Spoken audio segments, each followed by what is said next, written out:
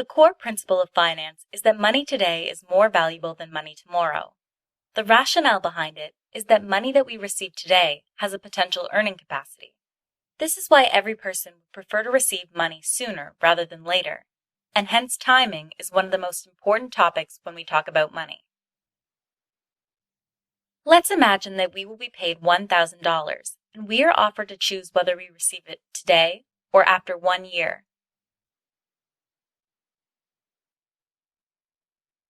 If we choose to receive the money today, we can go to the nearest bank and deposit it for a year. Given that the bank wants to attract such deposits, it is willing to pay interest on our money. Let's imagine that the bank would pay us 3% if we leave our money there for a year. In 1 year, we will collect our initial $1,000, and on top of it, we will be paid 3% of $1,000.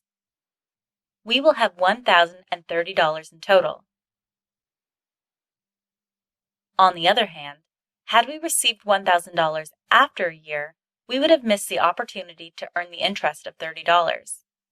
The truth is that money today offers more opportunities than money tomorrow.